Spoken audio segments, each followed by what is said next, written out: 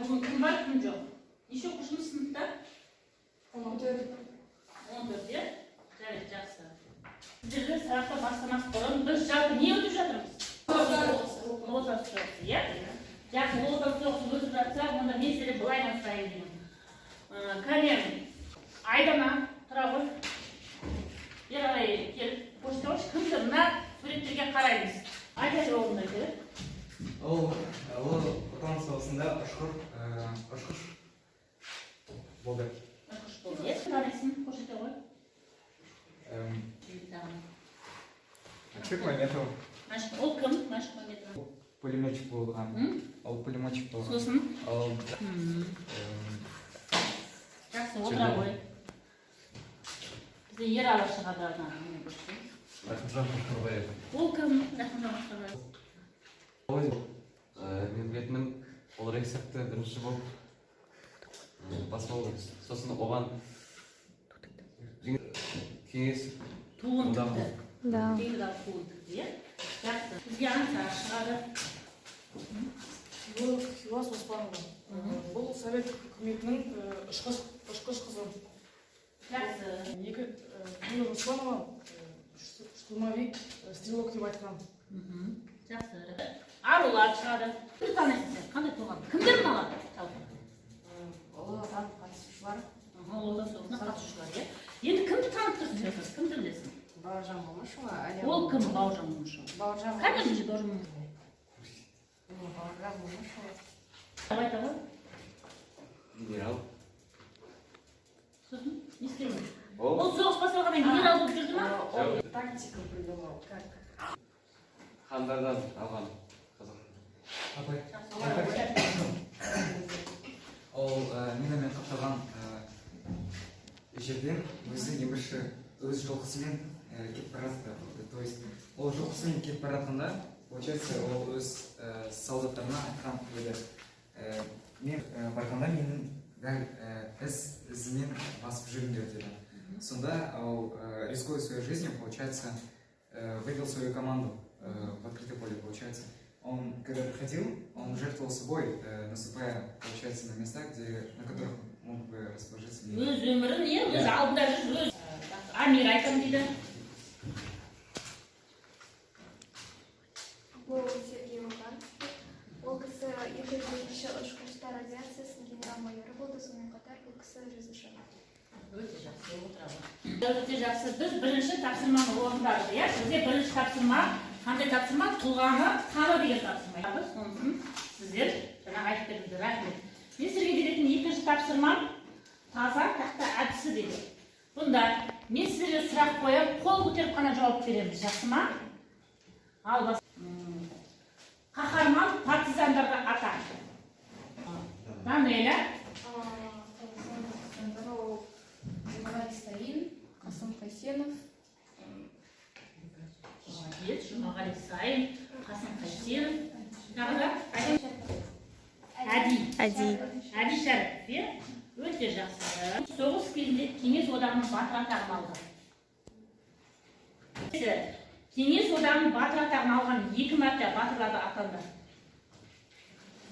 Семей Луганский, Талғат Бекетжинов. Зәлиев пен Иван Павлов, иә? Балалар, келесі тапсырмаға назар аударайық. Тақтаға қараймыз. Жақсы ма? Соғыс жылдары Қазақстандағы ірі кәсіпорындар немен айналысты? Жұмыс істеген жұмысшылар жиналған қаражаттарын қайда жұмсады? Бейнероликті көріп біттік, иә? Сіздер оны білесіздер, көрдіңіздер, түсіндіңіздер ма? Иә. Сіздерге мынандай тапсырмалар беремін. Міне, мынандай карточка беремін.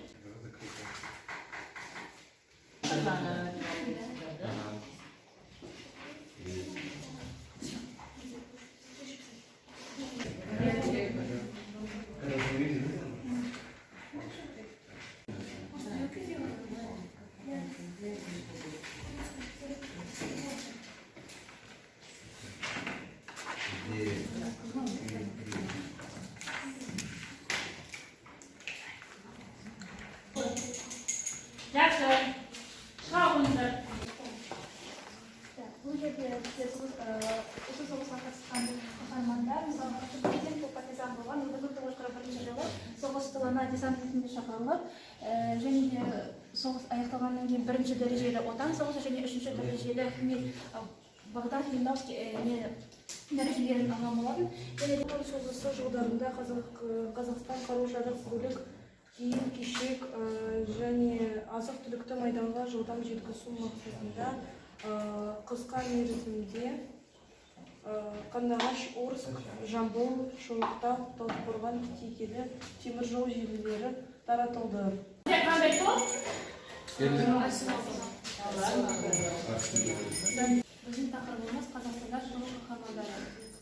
Бүгіндегі рөлі жоғары алаш соғыс күндерінің барлық батпашылықтарын қажырлықпен 1944 жылы колхоздағы еңбекке жарамды ерлердің сандық үлесі 20%, әйелдердің пайызы 58%, жасөспірімдер 22% болды. Экономиканы соғыс жағдайына қатысты құру керек болды. Сол себепті Қазақстанға түрлі қалалардың зауыттар көшірілді. Мысалы, Алматыға Луганск, ауыр машина жасайтын зауыт, Семейге Киев, аяқ-киім фабрикалары, Атырауға мұнай жұмыстары және тағы да басқа. Балалар, сұрақ қоясыздар ма мына бала топқа? Қоя ғой, Ералы, қоямын дейді. Рейхстагтың қандай қатысы бар? Сізде көріп отырғандай, Киев зауыты цехында танкілер құрастырылып жатыр. Сонымен қатар, ауыл шаруашылығын әскери тәртіпке алғанмен шағын жетіспеді. Сол себепті қарапайым отбасыдан лағы болмаса да, әр отбасы 50 килограмм ет, 15 килограмм май және 30 жұмыртқа тапсыруға тиіс болды. Келесі бізде ерлік тобы. Біздің ерлік тобымыздың алған тақырыбымыз майдан батырлары. Яғни бұл жерде біз Мәншүк Мәметова, Әлия Молдағұлова, Бауыржан Бомошұлы, Хиуаз Доспанова деген сияқты кеңес одағының батырлары жайлы айтатын боламыз. Оның ішінде Әлия Молдағұлова Оқылда ауданында дүниеге келген, және де ол екінші Балтық жағалауында, яғни фронтында 22-ші әскердің 24-ші атқышы болған. Және де Әлия Псуков облысында өзінің ерлігімен қаза тапты.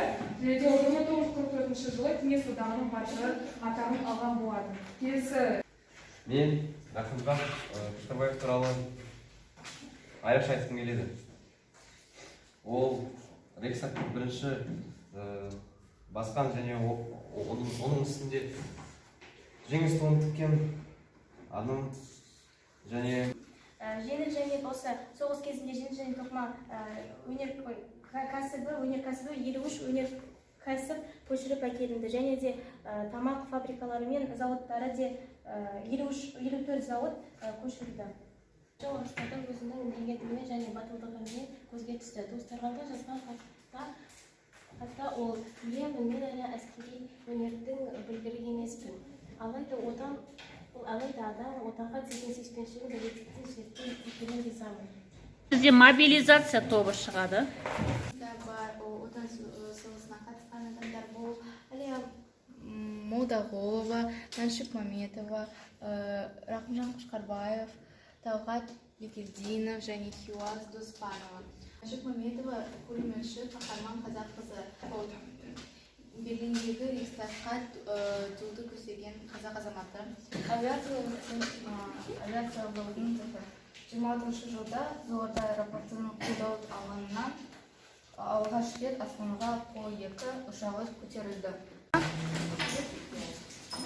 Жақсы, бала, біз сіздермен жаңағы бейнероликқа көріп беруді, соған қалар деген тапсырманы қалар жасау ие. Аяқтадық, рахмет. Келесі тапсырма сіздерге.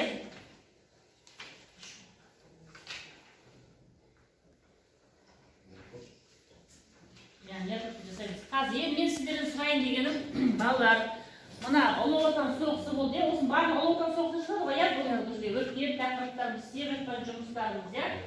Енді қазір сіздер маған кім не айтты? Мысалы, Ленинград түнде шайқас болды ма? Тағы қай жерде шайқас болды? Сосын, Амира. Сапырылған көктемі шомылдырып кемерін. Шама күнде жинаған аспанға ер бойлаған. Арқа тұтып алыстан ай бұлымды бойлаған. Жасаған жоқ өмірді, жау сойқаны көргенім. Жақсы, отыра ғой. Өлең жолдарымен тағы жалғастырамын дейді Инабат, иә? Ленинградты көргенім, мақтанышым сен едің. Нева өзенің сүйкімді бұлағым сен менің. Көпіріне қарасам, көмкерген су көремін. Өркен шөлке жарасқан шоқылардай дер едім. Ақылбек айтам дейді жалғасын. Солдаттар солдат брата сөндірі Қазақстаннан жерінен тұтылғанда елдегі жолда беріп қол кетті. Сендергеден жүрген соң Неваланың қорыңдар Ленинградтың ерлері. Өте жақсы отыра ғой. Керемет. Бір баланы сотқа қосылысты. Және ұялы телефонмен топ-матын жасастырады. Жақсы ма? Бастан. Сол арқылы қай топ алда келе жатыр, соны анықтаймыз. Басталды.